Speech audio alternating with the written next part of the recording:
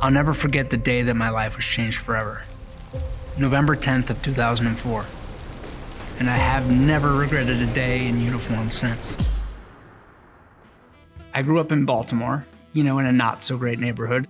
I knew I wanted to escape that town I grew up in, but I didn't know how. It was more of a dream. And then I just remember watching TV, and it was a deployment ceremony. And I saw that, I'm like, well, that's family. So I wound up speaking to an Army recruiter, and I was like, this is it.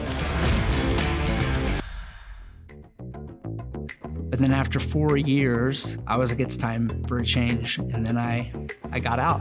But I couldn't just leave. So I simultaneously re-enlisted into the National Guard. And I was like, oh, I'm gonna be a stockbroker. Let me learn this trade because stockbrokers make money and the poor kid wants to make money. And I just remember showing up to work at 6:30 a.m. This day happened to be September 11th, 2001. Being so riveted, I just had this creepy feeling that someone was watching me, and I didn't really understand that feeling. And I turned, and it was my boss. And he said, they're talking about going to war. I was like, no way. We headed off for a scenario that I never thought would happen.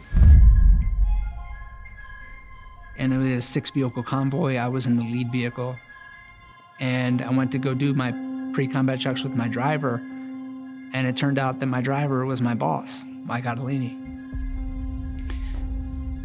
So I remember high-fiving Mike because he was my platoon sergeant, but he just hopped behind the wheel and we left the main gates of LSA Anaconda right on time, military precision. And I remember in that moment, I was like, we got this.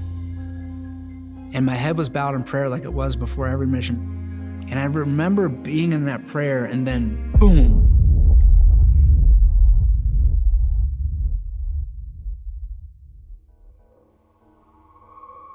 I knew I was hurt, but I really didn't know the extent of my injuries. And I remember taking a breath and I looked forward to the driver's compartment of my vehicle. And I noticed instantly that Sergeant First Class Mike Ottolini had made the ultimate sacrifice.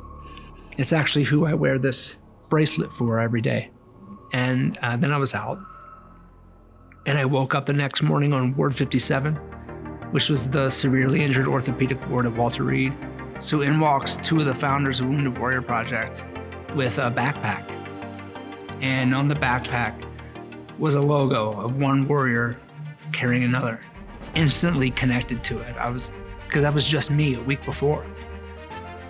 And that was the first time in those weeks of this sort of new chapter in my life that I'd ever even considered the possibility of not being stuck in that hospital bed forever. It helped me understand that I was worth it. I know that the work that Wounded Warrior Project does wouldn't be possible without support from the general public. Not only the general public, but amazing companies like the folks that make Basecamp.